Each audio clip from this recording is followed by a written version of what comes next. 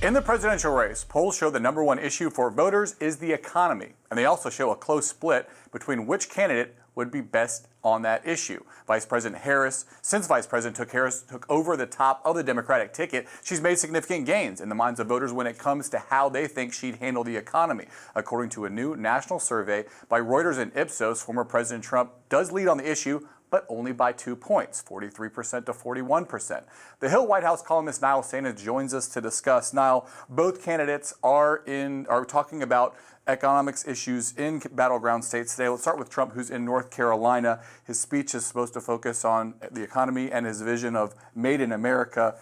To me, it seems so far he's talking a lot about tariffs and kind of browbeating companies into keeping jobs in the United States. He's at it with John Deere this week. What do you make of his economic messaging at this point in the campaign? So I think the tariffs are a big part of that, and that is, I think, dovetailing with his idea of sort of economic nationalism. You mentioned America first. But the other interesting thing about Trump when it comes to the economy is these measures that are clearly designed to win the votes of working people, of people in the lower middle class. I'm thinking there, for example, of making tips tax exempt, measures like that, overtime tax exempt as well. Those are policies that aren't associated with fiscal conservatism. They're much more associated with an attempt to win working class votes, which is a big part of his strategy. Let's talk about Harris. She's going to be speaking today to the Economic Club of Pittsburgh, and it strikes me, according to some of the talking points released by her campaign, that she's trying to strike kind of a moderate tone. She's defining herself as a capitalist, saying she understands the limitations of government, describing her economic philosophy as pragmatic. Seems like she's really kind of drifting away from the position she staked out in the 2020 campaign and charting a new path. Do you think she's being effective in that? I think she's been somewhat effective. I think it really comes from the fact that she knows the path to winning this election is in the centre ground. We're talking about a very small sliver of voters, not the progressives who are frankly expected to vote for her anyway, say for a very small number of people on the hard left. But can she win those people in the middle ground, in the battleground states? Now, she has laid out some specific plans herself on the economy, things like helping first-time home buyers, for example. But really, from her point of view, it's about trying to defang that attack that she's some sort of California radical, in the Trump campaign's words, trying to position herself as a more mainstream candidate than that. U.S. intelligence has warned former President Trump of threats from Iran to have him assassinated. That's according to the Trump campaign, which said the threats were real and specific and were part of an effort to destabilize and sow chaos in the United States. What do we know about the efforts to try to protect former President Trump in the wake of different threats against his life? Well, it depends which threat you mean, in a sense, right? Because we'll get on in a second, I'm sure, to the issue of the first assassination attempt regarding him in Butler, Pennsylvania. Obviously, international and foreign threats are a worrisome thing. In relation to Iran, Iran is also blamed for these hacks, apparent hacks of the Trump campaign's emails. So look, they're obviously foreign adversaries. There are obviously questions as to whether their main purpose is to sow discord or to actually make an attempt on someone's life. This is a very serious suggestion or allegation, and it's one that even the former president was unusually or uncharacteristically sort of gracious about thanking people for their help in. Yeah, let's talk about that Senate report on the attempted assassination of former President Trump during that rally in Pennsylvania in July. It contains some damning details. The report says the risks were foreseeable and preventable. What do you think is the most important thing that you learned from that Senate report? I think really the idea of there being leadership confusion and it not being clear who was supposed to do what on that day. Those of us who were watching the events as they unfolded immediately kind of thought, this seems crazy that someone can get a clear line of sight to a former president and the nominee of a major party at an open-air rally. And it would appear from this report that one of the main reasons for that was just confusion, including who was supposed to safeguard or secure the building that the shooter ultimately climbed to the roof of. Those kinds of failures, those kinds of fuzzy lines of command are very concerning, I think, regardless of one's political affiliation. Some of the facts that I saw that stood out to me, half hour before the shooting happened, the Secret Service was warned of a suspicious person with a rangefinder, and 2 minutes before the shooting, the Secret Service was aware that he was up on that roof. 2 minutes. Like, if you think about how long that actually is in real life. It just is astonishing that nobody went and grabbed Trump and pulled him off the stage. Yeah, absolutely. I mean, I think that itself is a major question beyond what exact areas were secure. To have a former president speaking in those circumstances seems extremely reckless and also very in contravention of what we normally think of with the Secret Service erring on the side of caution where they possibly can. Wild. Kamala Harris is heading to the border on Friday as she deploys a tougher stance on the issue of immigration than she has in the past. Now, you wrote about this in your column. This is, probably one of Kamala Harris's weakest issues, and she's angered some progressives on the immigration issue with this kind of tougher stance. Maybe that's not actually a bad thing? No, I mean, I think that's what a lot of people around her believe, that really getting away from the more progressive stances that she drew out during her 2020 primary campaign is perhaps beneficial. There isn't really a question, Drew, that immigration is at least one of her weakest issues, if not the weakest. We see opinion polls suggesting that former President Trump has like a 20-point advantage on that topic. There are other topics where that is reversed, notably abortion, which we can get to in a second. But look, Harris is plainly trying to portray herself in a tougher light on the border. Yeah, let's get to abortion, because in the same column, you talk about how Trump is kind of walking a fine line on the abortion issue, maybe his weakest issue. Now, Trump keeps saying that this is a state issue now and the federal government is going to stay out of it. Kamala Harris this week said that she would be willing to end the filibuster on this issue to reinstate the provisions of Roe. Seems to be kind of tossing it back in his lap and saying there is a federal place on this issue. What do you make of Trump's ability to kind of tiptoe around this and keep the base of the party, but not angering maybe the broad base of the American public that disagrees with the right wing on the abortion issue?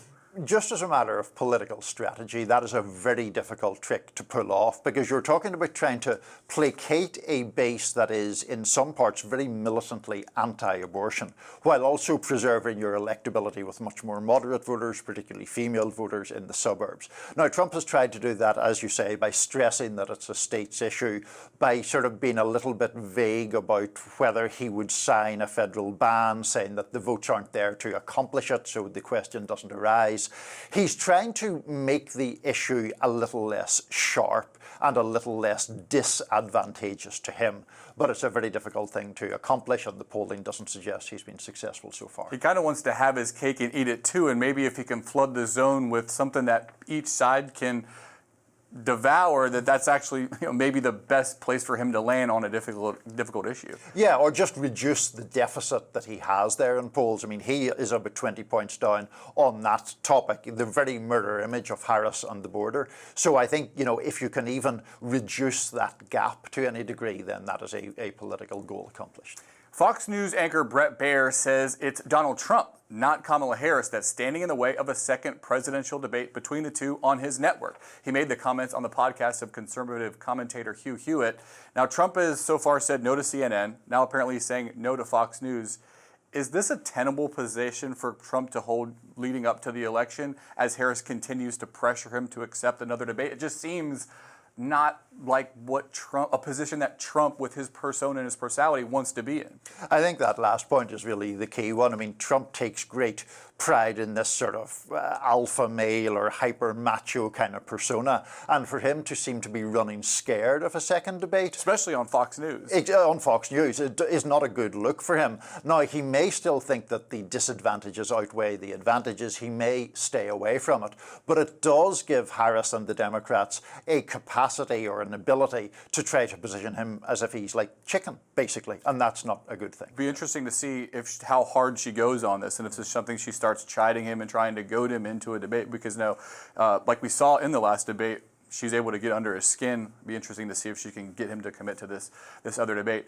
The U.S. House is set to vote on a clean stopgap funding bill that will keep the government open. The Senate is expected to go along with the plan that would keep the government open through December 20th. But Republican House Speaker Mike Johnson says he's not going to pass any big omnibus or minibus measures later this year that package funding for different government sectors together. Johnson also said he wasn't going to do this clean stopgap bill. So should we trust him on this? And more broadly, what do you make of the 118th Congress? Have they accomplished what they set out to accomplish? So first of all, in relation to the Speaker, he keeps making these pledges which prove untenable. Doesn't necessarily mean he's lying at the start, but he sets out a position which he then has to retreat from. And we've seen that happen again and again, so there's no reason to assume it won't happen in relation to Christmas and some sort of omnibus measure. As far as the Congress is concerned, to my mind at least, it has been dominated much more by these personality clashes, the battle for the speakership itself. I really have to rack my brains pretty hard to think of any significant legislative accomplishment in this Congress. It has been much more dominated by the political intrigue and by this very fine math that Republicans have to manage with such a small majority. Yeah, maybe the die was cast when the numbers were so slim, but definitely the personality fights and who's going to hold the speakership were the big stories of the 118th. Niall Stanage, thank you so much for coming on. Really appreciate your insight. Good to be with you. Breaking now, a judge has approved Norfolk Southern's $600 million class action settlement offer for the 2023 train derailment in East Palestine, Ohio. That decision comes as some experts and residents say they're concerned over the Environmental Protection Agency's handling of contamination data from the derailment site. Despite receiving affidavits from several people, the judge overruled all objections and gave her approval. Residents say they worry the money won't cover potential future health needs and won't amount to much once it's divided up. They argue the settlement agreement was rushed and alleged lawyers colluded with Norfolk Southern to push it through.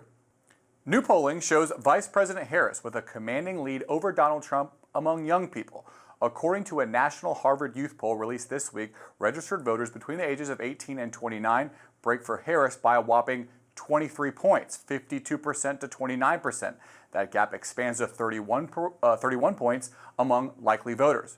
Joining us to break down what may be behind the massive gap in support is Rachel Janfaza, the founder of Up and Up, a newsletter focused on Gen Z and politics. Rachel, thanks for coming on the show. You sat down with a listening session with a group of young voters last night. What were the biggest issues on their mind, and do they differ at all from the rest of the country? Thank you so much for having me, Drew. So what I heard last night is that at the national level, young people are very concerned with issues like gun violence, reproductive health care access, immigration, and police brutality. When you look at the local level, they were hyper-focused on economic issues, mainly housing and the cost of living. So I think young people are really coming at this from their own lived experience and their personal anecdotes of what it's like for them on the day-to-day. They're looking at this with a forward-thinking approach. And one quote that stood out to me from last night in particular from a young man who is originally from Pennsylvania but lives in New York, he said that you hear one side talking about how the economy is terrible and another side talking about opportunity. And I think when you look at the breakdown of the polling, and it shows that young people are breaking for Harris, they really are looking at that forward-thinking messaging that she has put out. But I do think the economy is really top of mind. And so for that reason, young voters aren't so different from older voters after all. In the last few years, Gen Z has been consistently described as the most diverse generation in U.S. history, but it seems like there may be slightly less diversification when it comes to their political identity in this critical voting bloc. Is that the case? What are you hearing from these young voters? So I always ask, my favorite question to ask is, what do you think is the biggest misconception about young voters? And when I asked that last night, what I heard was that they believe their generation is not a monolith. So they do believe that there is diversity, including diversity of thought within their generation. And, most people on the call that I had last night were progressive leaning, but there was one young man on the call who he called himself an Obama Republican. So he believed in more affordable healthcare opportunities, but had some conservative values as well, and is a Republican. So, I think there is a range of perspectives. Again, I think it really does come back to a forward-thinking approach and looking at how young people are going to be able to set up their lives, their foundations for their families, for their future, looking at job prospects and economic opportunities, and also the ability to build a family. An Obama Republican, that's an interesting concept. I haven't heard that before. Speaking of this gap, it actually widens between Trump and Harris even further when you talk about young women. According to that Harvard youth poll, 70% of likely female voters between 18 and 29 support Kamala Harris. What do you think is the driving factor behind that support? Totally. So when I asked this question last night, and I've been asking this question really all throughout the summer into this fall, what I'm hearing is that it does come back a lot to the issue of abortion, reproductive health care, women's rights. And they see that Kamala Harris is championing that issue. And I think this is something that really resonates with young women in particular. But I had a young man last night tell me that this is an issue that matters to all young people, both regardless of gender, but also regardless of party. I also think that there is an element of representation. I had some young women last night on the call tell me that they really like the fact that there's someone who looks like them running for office. I think that matters. I think just this idea of the beyond the abortion issue, the idea of the care economy is something that Harris has been leaning into. When you look at childcare, healthcare, that matters for young women in particular, but young people across the spectrum. So I think it's both the fact that she's leaning into these issues, but also that young women can see themselves reflected in her. One more question before I let you go. We always talk about the youth vote and whether or not they're actually going to show up at the polls. As you're talking to these young voters, do you have any indication of their propensity to actually go out and wait in line or figure out a way to make their votes actually counted more in this election than they have maybe in elections past? Yeah, so I mean, the poll that came out yesterday, the Harvard Youth Poll, it showed that the number of young people who said they plan to definitely vote is pretty near in line, a little bit lower than in 2020. We've seen high youth voter turnout over the past 3 election cycles. And when the folks on the call last night were pretty politically interested and invested. They joined this call to talk about politics. So they are planning to vote. But I think, across the board, there are a number of young people who just feel like the system isn't working for them, and that even if they vote, things may not change. And so, I think there's a reason to understand why there are folks who feel like it doesn't make a difference for them to vote and may end up sitting out in November. So I don't have a definitive prediction of whether or not they will turn out, but I think there is excitement around this election cycle. There's lots of conversations being had, especially on college campuses. I know the Harris campaign in particular has been doing strong, messaging on college campuses and holding rallies there. So I think that this message is getting sent to young people, but we'll have to wait and see what happens on election day. Yeah, the turnout among youth vote could go a long way to determining the next president. So Rachel Janfaza, founder of Up and Up, thank you so much for coming on and sharing your insight. Thank you for having me, Drew. Hall of Fame quarterback Brett Favre revealing Tuesday on Capitol Hill that he has been diagnosed with Parkinson's disease. I've recently been diagnosed with Parkinson's. How are you doing? I'm great.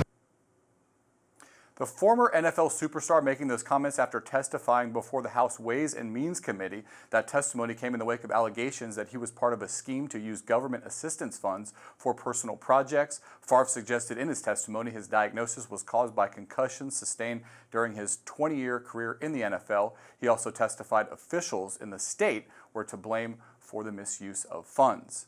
A new lawsuit filed this week claims the deadly 2021 Texas blackouts were the result of a scheme to jack up energy prices. Those blackouts resulted in hundreds of deaths across the Lone Star State and were widely blamed on failures to properly insulate gas pipelines. But the new lawsuit claims the outages were the result of market manipulation and accuses some of Texas's biggest fossil fuel companies of diverting natural gas before winter to artificially drive up the price. Lawyers for the companies claim the county where the lawsuit was filed does not have jurisdiction, saying the state legislature established a process that found the companies' prices were fair. Attorneys for the plaintiffs say the harm to Texas residents happened before the legislature established that process. A Haitian group in Ohio has filed a criminal complaint against former President Trump and his running mate, Ohio Senator J.D. Vance. The Haitian Bridge Alliance, a grassroots immigrant advocacy group, filed the complaint for the pair's role in amplifying false claims about Haitian immigrants eating pets. The group is alleging Trump and Vance had a direct impact on Springfield, receiving 33 bomb threats, causing hospitals, schools, universities, and government offices to be evacuated. Individuals and private organizations cannot file criminal charges. However, the group is requesting the court file arrest warrants against Trump and Vance or refer the matter to a district attorney. California Governor Gavin Newsom has signed several new bipartisan gun bills into law. The legislation aims to bolster gun control in the Golden State, including considering acts of stalking and animal cruelty as a basis to restrict access to guns. The measures will also increase protections for domestic violence survivors. California has some of the strictest gun laws in the country, but not without significant legal challenges. The newly signed measures will serve as a test to see if gun bills of this kind can survive court challenges, as Newsom positions himself as a gun control leader on the national stage. New, previously undisclosed details on Boeing are being made public, and the report shows the company workers felt pressured to prioritize speed over safety during production. That information, according to the Federal Aviation Administration's 6-week special audit into Boeing. The bombshell report also disclosed that employees felt they did not receive enough training to properly perform their jobs. The details come after a long string of incidents that have thrust Boeing into the limelight, including questions about the safety of their planes and an ongoing strike of 33,000 Boeing union members. A Navy ship has been damaged during an incident in the Middle East. That, according to the Navy, which said the ship, the USNS Bighorn, sustained the damage overnight Monday while refueling. It is reported that all crew members are safe, and the U.S. Fifth Fleet is assessing the situation. Fighting has escalated in the region within the past week, with Israeli forces carrying out one of the most deadly attacks on Lebanon in decades. More than 500 people have been killed. That's today's Daily Debrief. I'm Drew Petrimoulx. Be sure to like, share, and subscribe to The Hill's YouTube channel, and come back here soon for the intersection between politics and policy.